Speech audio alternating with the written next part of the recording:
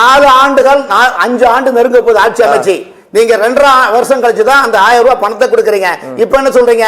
எதுக்கு நீங்க சொல்றீங்கன்னா பீகார்ல 10,000 ரூபாய் கொடுத்தாங்க சார். பார்ட் 1 கொடுத்தோம், பார்ட் 2 பீகார்ல 10,000 ரூபாய் கொடுத்தாங்க சார். அது ஒரு பீகார் நிலைமையில் பாத்தீங்கன்னா எஸ்ஐஆர் என்ற நிலைப்பாடு வந்து நேரத்துல தான் அரசாங்கம் அந்த அரசியல் கட்சி அறிவிச்சது, ஆளுங்கட்சி அறிவிச்சாங்க. ஆனா தமிழ்நாட்டுல வந்து முழுக்க இன்னைக்குள்ள நிலைப்பாடு பீகார்ல 10,000 ரூபாய் கொடுத்தாங்க சார். அது அந்த அரசியல் கட்சி கொடுத்தாங்க. தேர்தல் அறிவிக்கப்பட்ட பிறகு கொடுப்பாங்களா? தேர்தல் அறிவிக்கப்படலாம் கொடுக்கல சார். அப்படிலாம் கிடையாது. நோட்டிபிகேஷன் வந்த பிறகு இல்ல சார். என்ன இல்லன்றீங்க சார்? எலெக்ஷன் வந்து முத நாள் வரையும் கொடுக்குறீங்க. அறிவிக்கப்பட்ட பிறகு நோட்டிபிகேஷன் வந்த பிறகு நீங்க 10,000 அக்கவுண்ட்ல போட முடியல.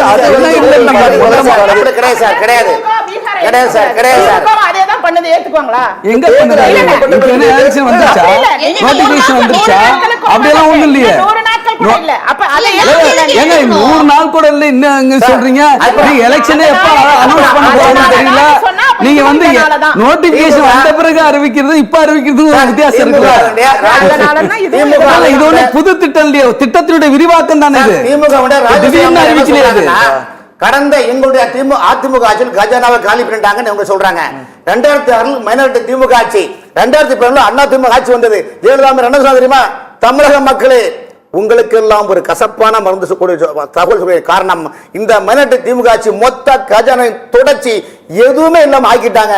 என்னால நிர்வாகம் செய்ய முடியல. ஆகவே சிறு சிறு வரிகளை நான் உயர்த்துகிறேன் என்று பேருந்து அந்த கட்டணம் கூட உயர்த்துக்கணும்னு சொன்னாங்களா இல்லையா? இன்னைக்கு நீங்க 10 லட்சம் கோடி கடன் வாங்கி எதுக்கு கடன் பண்ணீங்க? ஒரு குடும்ப வாழ்க்கைக்கான ஆட்சி நடக்கிறது.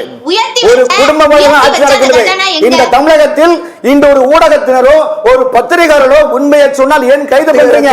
ஏன் விமர்சனங்களை தாங்க முடியல சொல்லுங்க.